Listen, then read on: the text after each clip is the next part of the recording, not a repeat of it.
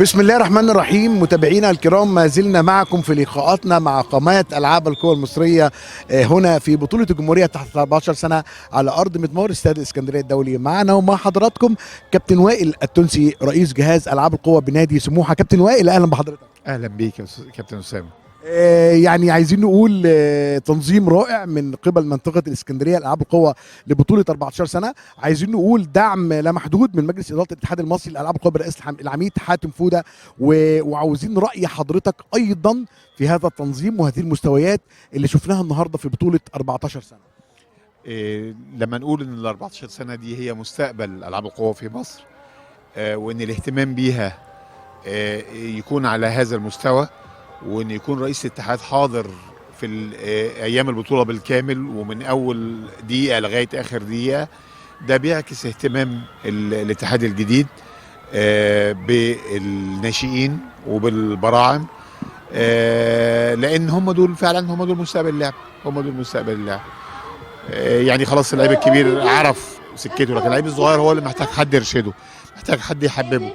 فالنهارده الحمد لله التنظيم، انا شايف التنظيم كان على اعلى مستوى، وشايف الحضور كان رائع، وتواجد الاتحاد بكامله طول ايام البطوله حاجه فعلا تدعم وتخلي الولاد عندها استعداد تبذل اقصى ما لديهم انهم يحققوا نتائج وارقام جيده. كابتن وائل، كلمنا عن استعدادات نادي سموحه العريق للموسم القادم 2025 في مرحله جديده من العاب القوى المصريه.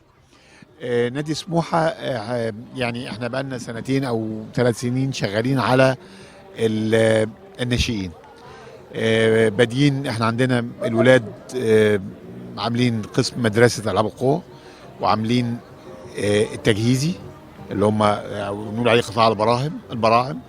بنعمل قياسات شهريه للولاد في المدارس، بيتم تصعيدهم من المدارس للتجهيزي، بتبقى الجرعه الفنيه اكبر شويه، بنقربهم من الارقام وبنعرفهم وبنحفزهم، بنعمل لهم مباريات داخليه ما بينهم.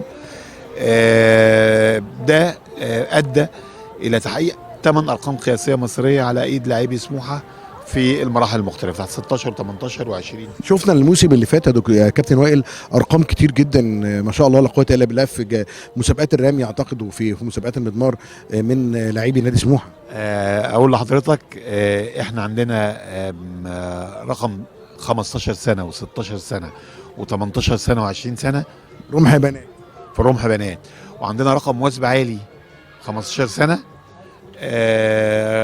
وعندنا رقم ردينا في الزانه، رقمين في الزانه 16 سنه، وعندنا رقم عمر تامر في ال 200 في البطوله العربيه اللي فاتت السابقه.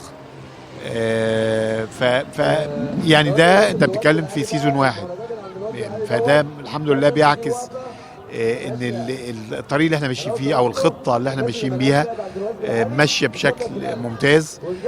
لو بصيت للنتائج النهارده ال 14 سنه في الفردي، احنا عندنا اكثر من 5 ميداليات، فيهم 3 ذهب و2 فضه. فده يعني بيوريك ان الحمد لله رب العالمين احنا على الطريق السليم. وبصراحه انا بجد دعم كامل من اداره النادي، مجلس اداره النادي بكامله بيدعم الفريق، ومفيش حاجه بيطلبها بيرفضوها بصراحه يعني كابتن وائل التونسي رئيس جهاز العاب القوى بنادي سموحه، سعدنا بلقاء حضرتك. الله يخليك، السعاده لينا والشرف لينا، ونورتونا في اسكندريه والله. شكرا لحضرتك، شكرا كابتن وائل. استنونا ما تمسوش مع العاب القوى المصريه تستطيع. شكرا.